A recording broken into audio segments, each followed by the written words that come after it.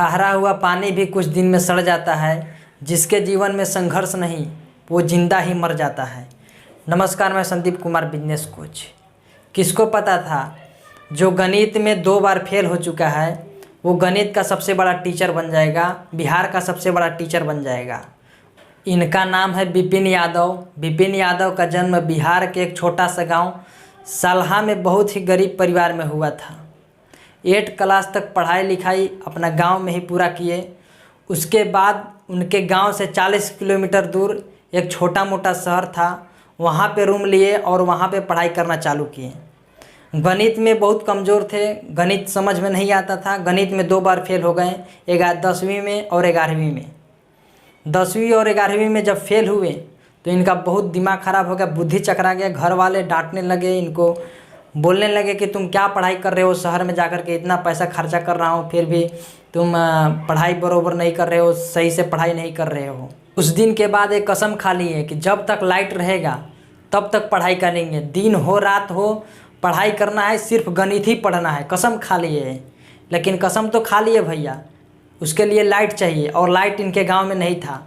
इसलिए वो शहर में आए थे कि शहर में लाइट रहेगा और ज़्यादा देर तक पढ़ सकते हैं। तो शहर में भी लाइट रहता था लेकिन बहुत कम लाइट रहता था।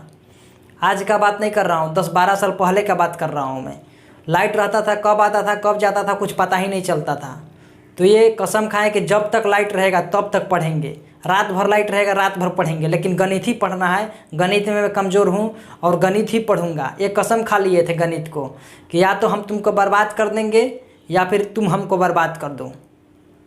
और जिस स्कूल में फेल हो गए थे उसी स्कूल में टॉप किए और उस स्कूल में सबसे ज़्यादा नंबर इन्हीं का था उस समय।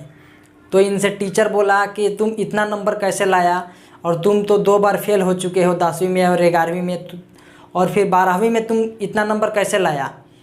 तो वो बोले कि मैं रात रात भर पढ़ता था, जब तक लाइन रहेगा तब तक पढ़ता था, इसलिए मैं लाया। पागल बन गया कि लाना है गणित में इतना नंबर और नंबर 1 पे बनना है, इसलिए मैं गणित में नंबर 1 बना।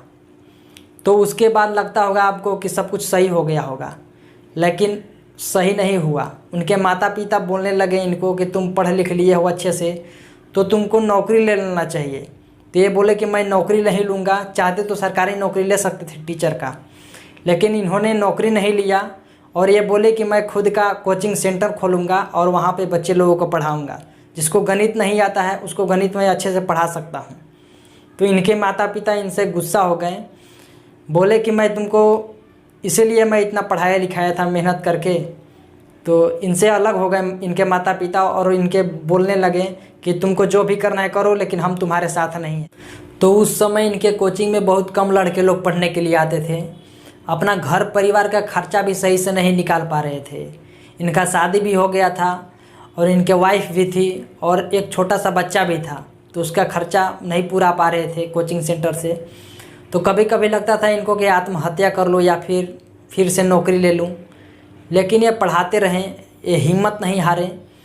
और 2017 में एक इनका ही मतलब स्टूडेंट था, इन्हीं के पास पढ़ा था, तो वो पढ़ लिख करके मुंबई में उसका नौकरी लग गया था। रेलवे में नौकरी लग गया था, तो उसका अच्छा नौकरी नहीं लगा था। तो ये इनसे बात किया और बोला कि सर मैं फिर से आपके पास तैयारी करने के लिए आना चाहता हूँ और मैं नौकरी छोड़ रहा हूँ।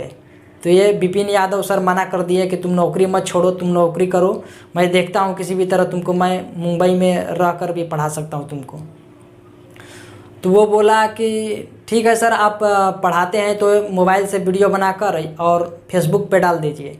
तो लंबा वीडियो फेसबुक पे नहीं चढ़ता है, तो इसलिए अपना YouTube channel Vipin Yadav sir बनाए और उसके बाद वीडियो डालना चालू किया। रेगुलर 1 साल तक वीडियो डालते रहें और 2017 से वीडियो डालना चालू किया था और 2018 में 10,000 सब्सक्राइबर वाला चैनल बन गया। उसके बाद कुछ लोग जानने लगे और 2018 के बाद उनको सफलता मिला और आज बिहार का सबसे बड़ा गणित का टीचर हैं और इनका 2 यूट्यूब चैनल भी है और इनके पास हर चीज़ है, गाड़ी घोड़ा बंगला हर चीज़ है इनके पास। ये बोलते हैं कि मैं जो भी चीज़ चाहूँ वो ख़रीद सकता हूँ। आज हमारे पास कोई भी चीज़ का कमी नहीं है। और ये ऑनलाइन और ऑफलाइन दोनों पढ़ाते हैं। ऑफलाइन भी इनका मतलब घर के ही पास में अपना ऑफलाइन वो बनवाए हैं, कोचिंग खोले हैं बहुत बड़ा, वहाँ पे कोई भी आदमी जाके पढ़ सकता है। तो इतना संघर्ष और इतना तकलीफ़ देखने के बाद इतना कामयाब बन सकता है आदमी, इतना बड़ा आदमी बन सकता है, तो आप भी बन सकते हैं। और ये बोलते हैं कि पढ़ा लिखा आदमी सिर्फ पढ़ता लिखता है, इतिहास पढ़ता है, पागल लोग इतिहास रचता है। इसलिए आपको पागल बनना पड़ेगा। जब तक आप पागल नहीं बनेंगे तब तक आप इतिहास नहीं रच पाएंगे। वीडियो अच्छा लगा हो तो चैनल को सब्सक्राइब कीजिए, लाइक कीजिए, कमेंट कीजिए। बहुत बहुत धन्यवाद।